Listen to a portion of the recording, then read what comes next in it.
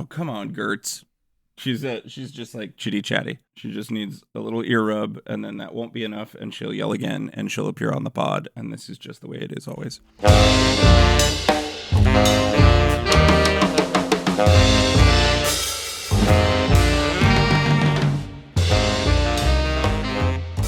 Hello, and welcome to Expected Own Goals. I'm your host, Eric Morgan. I'm Evan Davis. Big announcement. Mm-hmm. The big announcement. Evan, go ahead. We are coming up on our 1-year anniversary. We thought that in honor of another international tournament upon us this summer, that it is our 1-year anniversary, that we have built up a very nice group of listeners who we have met both virtually and in person and really adore and appreciate all their feedback. We felt this was the right time to take our bonus episodes that we've been making, and we are starting a Patreon. We are setting up a subscription tier for Expected Own Goals. We are going to begin offering this when the tournament begins. This is going to be a situation where all of our bonus episodes that we've been putting out Thursdays or Fridays will be moved behind the paywall. So for the low price of $6 a month, you will be getting 4 bonus episodes every single month. But that's not all.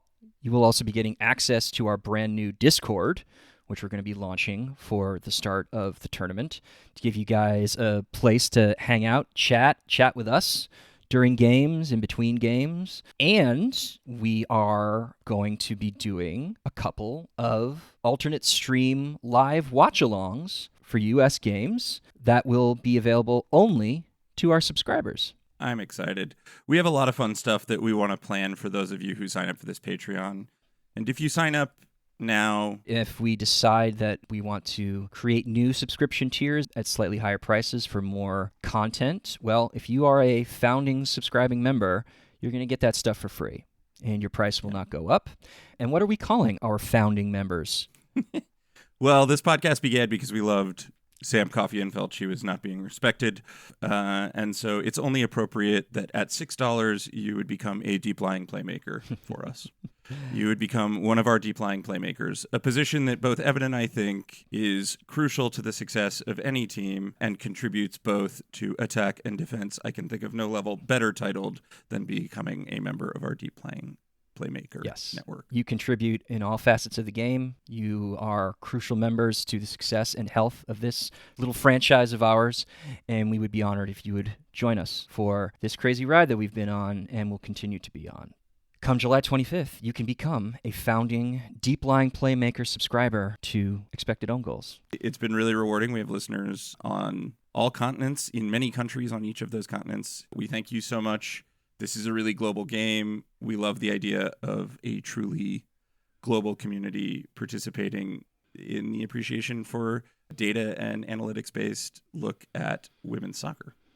So thank you to everyone who's listened, and we want to keep offering you lots of crazy good coverage. So on July 25th, we will start pumping out all the information for you to go subscribe and become a Deep Lying Playmaker member of Expected Own Goals. Yay! And we have another USA-Mexico game, but this one was less exciting than the last time these two teams met. Evan, do you want to remind us of what happened the last time these two teams met? Mexico whipped their ass 2-0. Yeah, classic 2-0. And this time, on what would be described as a sweltering day, the United States only 1-0 Mexico. Just about. Yeah, listen. What did we learn from this game? I don't think a whole hell of a lot. No, I don't think so either. The big news that influenced this game was Catarina Macario withdrawing from the roster due to minor knee irritation, which is a byproduct of her 2-year ACL recovery. In my opinion, Macario was the best player to play at attacking midfield, and I think her performances at Chelsea in the last couple of months of the season also bore that out. I think her performances in a U.S. shirt bore that out even more so. It's just, this is what happens when you have a 2-year ACL recovery. Sometimes you backslide, and so she had to pull out. Rose Lavelle appears to be the starting number 10 in her stead. But yeah, this seems like it's probably going to be the starting 11 when the tournament starts in a week and a half. But this does clarify the depth chart at that position. because attacking midfield was lousy with international caliber talent on this roster. May I just say, next up, another noted Iron Man, Rose Lavelle, in her stead. Yeah. Honestly, that would be the one I worry about more, just because so many of her injuries are chronic, nagging, and persistent. And Rose Lavelle has not put together a huge number of healthy 90s over the past 18 months herself. What did you think of her? Because she did start against Mexico. What did you think of her? I thought that down the right flank with Trinity Rodman and Rose Lavelle and their natural interchange, and then with the supplemental Sophia Smith running, the U.S. looked... They were just sort of slicing Mexico apart and creating good chances without giving up anything on the defensive end to create those good chances. Emily Fox was getting forward in ways that she hasn't always been asked to do since Twyla Kilgore became the interim head coach. And the bunch ball problems with Ashley Sanchez and Savannah DeMello last year at the World Cup weren't really present. There was much better understanding of space. And Fox had a couple of crisp-looking key passes, especially in the very, very beginning of the game, those two chances that Sophia Smith and Rose Lavelle had within like 30 seconds of each other. That was positive. I saw some negative reaction from some fans, and Julie Foudy didn't seem all that thrilled with the way the first half went. But, you know, guys, the heat index was 97 degrees in Harrison at kickoff. Yeah, it won't be that in Paris or really anywhere in France, not for the games that they're playing. And moreover, I think that this is a classic example of a game where control was the name of the game. Mm-hmm. So many Emma Hayes performances as manager of Chelsea, and this is the thing that we've all been joking about before she sort of arrived at the US. They aren't going to always be pretty. No. And I think that there's this narrative out there that Emma Hayes plays like elevated, beautiful soccer. No, she plays winning soccer, but that's not always the same thing. Yeah, that's not the case. She has, much like she had at Chelsea, the gift of some extraordinary individually talented players with some great familiarity with each other who will be responsible for the lion's share of what is created offensively, and then defensive solidity behind it is the name of the game. So Mexico, unlike in the Gold Cup, just sort of didn't ever get a toehold into this game. And the choke points that they attempted to sort of beat the U.S. at was this sort of midfield press that was meant to put Coffey and Horan under pressure. And frankly, it didn't work very well. It looked okay at times. There were moments where it seemed, because you want to talk about control, there were times when the U.S. wanted to build in possession, and it looked a little grubby. It looked like they did not know quite how to beat Mexico's press. But the thing is, and it is ironic given that Hayes seems to not want the team to do this, because in her post-game presser she said, I thought our decision-making was a little bit too quick in the first half. It was a lot of first idea, best idea play.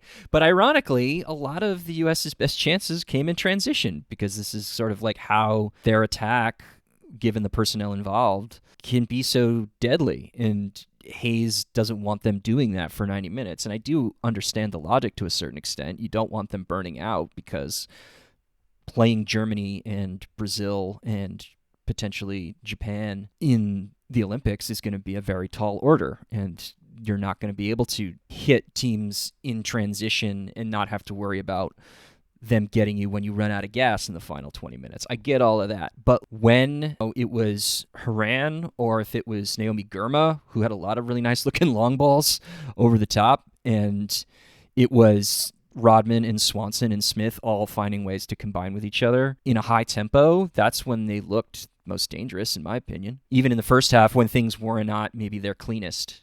Girma's long passing in the first half, in addition to some of the really key balls that Emily Fox played, allowed space to sort of exist in the middle of the field because the threat of the over-the-top ball existed.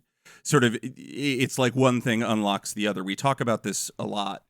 And why you need to be unpredictable and why an offense needs to be multifaceted. When the U.S. was sort of struggling in those first 20, 25 minutes, dealing with some aggressive midfield pressure from Mexico, Girma's ball over the top to Smith ended that exclusive focus that you saw Mexico playing, because they realized, oh, crap, this team that I know wants to play a certain way is also capable of playing this other completely dangerous way. Yeah. And we can't be so singularly focused on shutting them down in this one aspect of the game because everything else is open. And frankly, that led to a knock-on series of attacks where the U.S. was dangerous, whether it was quick combination play in transition or whether it was long ball over the top or whether it was control and build. The U.S., you look at that control map for the first half, it is just U.S., U.S., U.S. the whole way. Yeah, until maybe the final 10 or 15 minutes. And to me, that's just the heat and humidity catching up with both sides. Yeah, totally. And then in the second half, they just put the pedal to the metal. And barring one moment where Jackie Ovalle took a terrible shot from 25 yards, but on a very good counterattack that caught the U.S. backline at too high upfield, other than that, they really didn't offer very much. Give me a grade for this match. For you? I don't know, B+, A-. But for me, it's all influenced by the fact that, especially in that first half, they probably didn't want to go hell for leather, A, because of the weather, and B, because you don't want anybody to get hurt 12 days before the tournament. It's very easy to just ascribe a lot of weight to games like this. And regardless, the only XG data that we can find for this friendly, because sadly FBref and Wyscout are not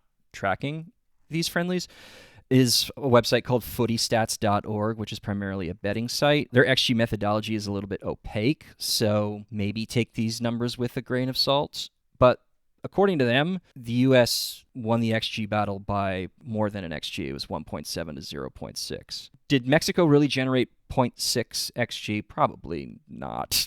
That seems very unlikely. Frankly, that almost feels off by like a decimal place. Sure. Maybe, but also that should just speak to how the U.S.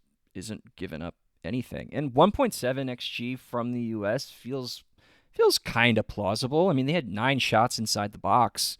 I mean, that Trinity Rodman shot off a corner kick in the 50th minute is dead red and just flashes wide of the post. Depending on how you would calculate XG for Smith's chance in the 14th, the keeper was out of her area, and so even though it was from long range and from a very acute angle, that's probably a pretty good chance too. Like, they looked quite dangerous when they were able to get in the box and put a shot up. And frankly, that 22nd minute chance that Sophia Smith has from 10 yards out, that has some XG variance there too.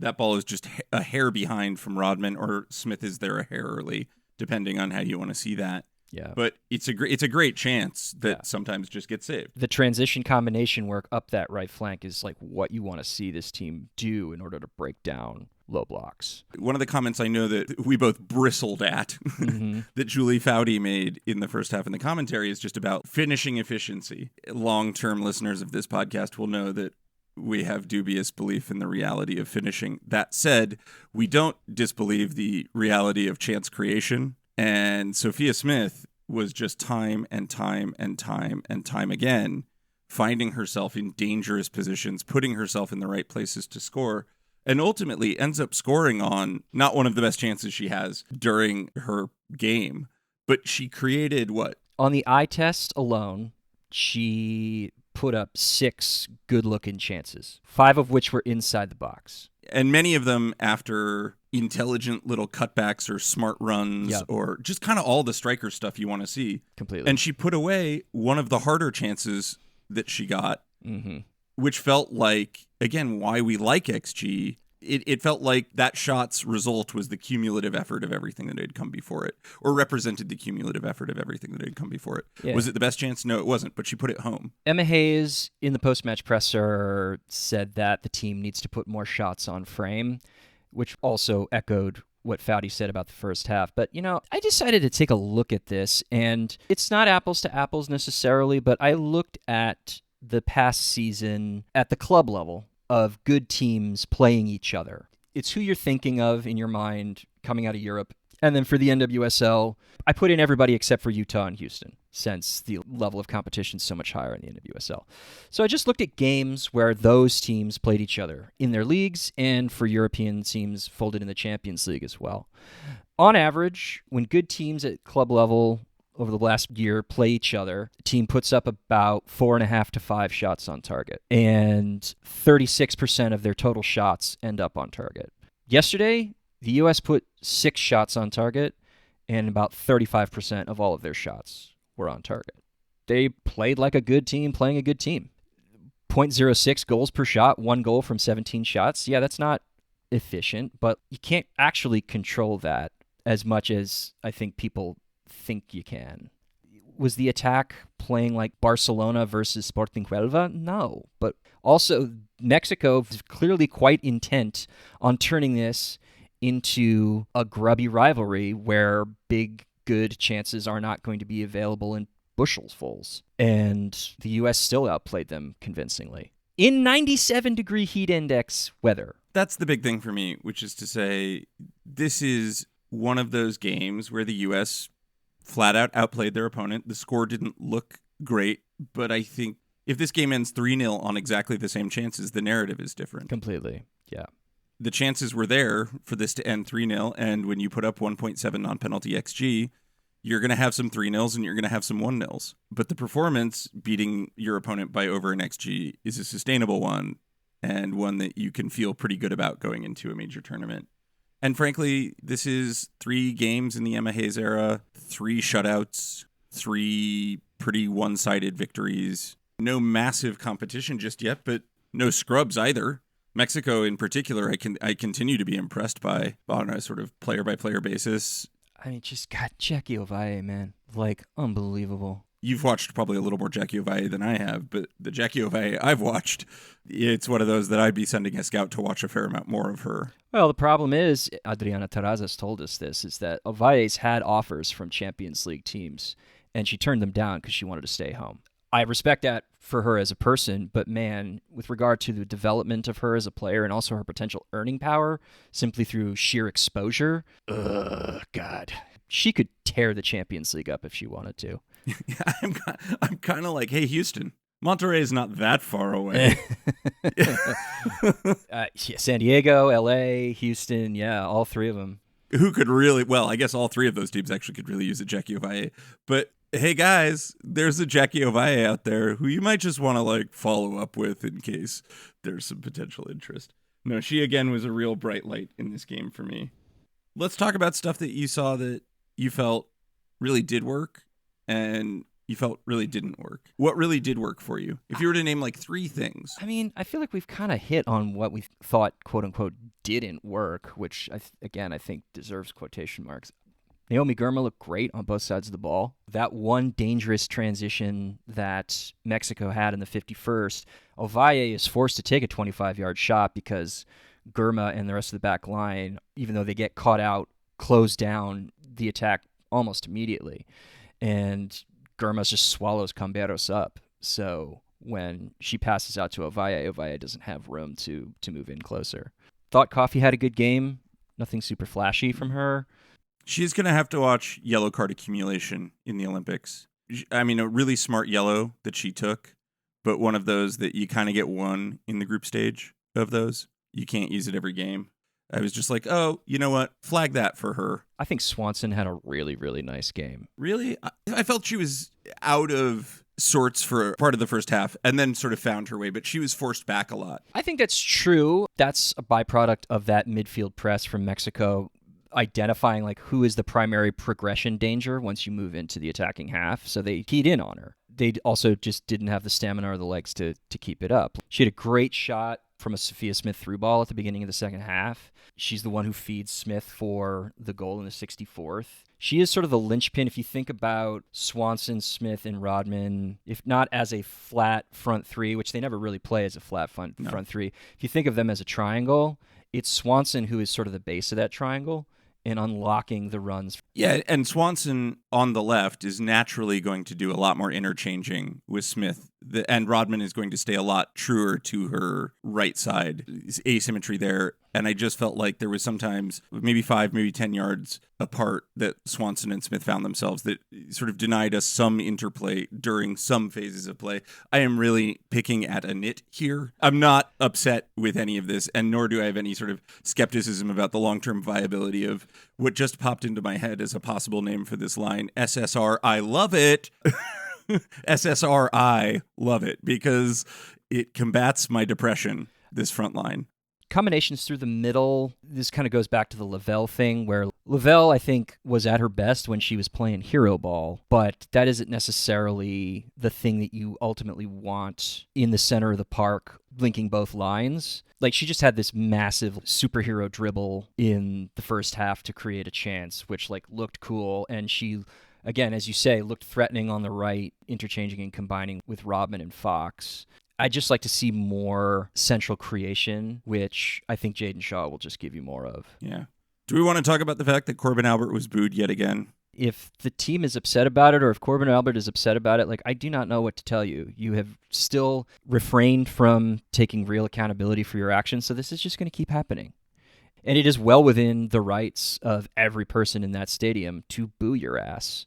And you're just going to have to put up with it unless you want to be a mature adult about this. Sadly, it just seems like the team is continuing to close ranks and set up a fortress and create this us against the world attitude, specifically with regard to Korbin Albert. Ridiculous. Audible boos heard despite the fact that she was subbed on right after a goal and in a bank of 3. I think Korbin Albert, if she wants this to stop happening, needs to come out and make public comment at this point. Yeah. I continue to be disappointed with the U.S. handling of this. And frankly, I continue to be disappointed at Emma Hayes' sort of thumbing her nose at fans over this stuff. I've been thinking about her comment at the roster announcement, how difficult this has all been for Korbin and how much that centers Albert's feelings and the feelings of those who have been hurt. It reminded me of when I used to work for MLB Network. I was on a show in a production meeting a couple of days after Josh Hader had gotten a standing ovation at what was then called Miller Park. And the reason he had gotten a standing ovation was hot on the heels of a bunch of homophobic and racist social media activity being revealed, much like what happened to Albert. And he got a standing ovation from his home fans. We were in the production meeting, and we were trying to figure out if we were going to talk about it at all. The prevailing attitude from most of the people in that room was, well, they're not expressing homophobia by doing that. They're just standing up for their guy. I do not know how you can rationalize that as a positive thing in this regard. And then somebody else in the room said, oh, God, this must have been so hard on Josh Hader. I hope he's okay. I don't want him to hurt himself. I didn't want Josh Hader to hurt himself either, but the idea that the most important thing was to consider his feelings after all of this was so deeply frustrating.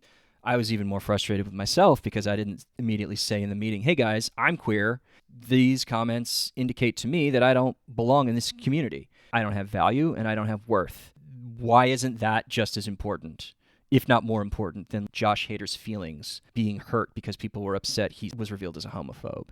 Similarly here, why should it be incumbent upon me to embrace a person who has expressed homophobia and transphobia and has not actually publicly held themselves to account for it? That's not my job. U.S. fans react to this however you choose, but those of you who boo Korbin Albert, you are well within your right to voice displeasure at a team that means so much and stands for so much. To get back to the original question, yeah, I thought Coffey looked pretty solid. Haran's long ball to Smith in the 52nd, very nice little chance. Again, there's going to be opportunity with this group to go over shapes rather than through or around shapes, and so you'll need somebody with good long ball service. Thought that was a very nice little moment.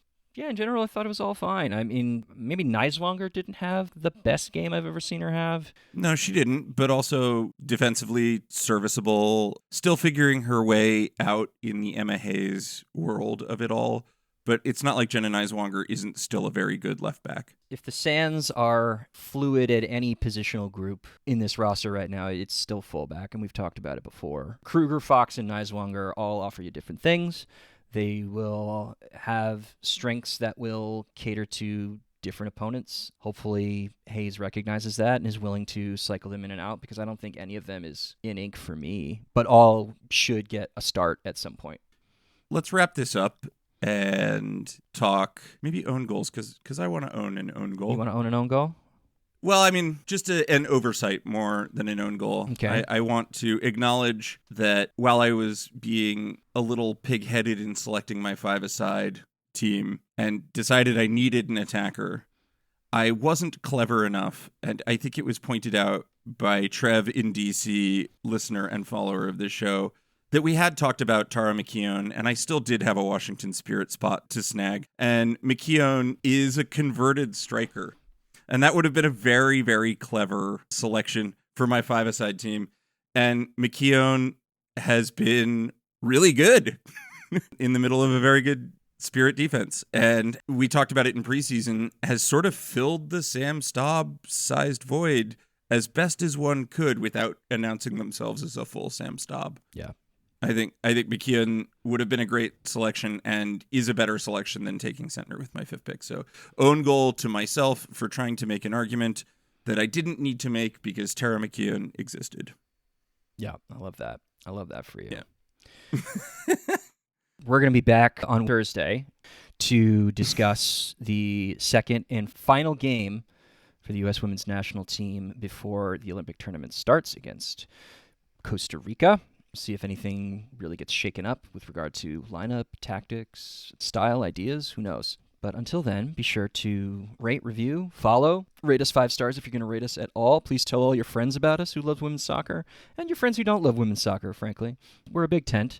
If you are so inclined, please follow us on all social media channels at XOwnGoals. That's the letter X Own Goals.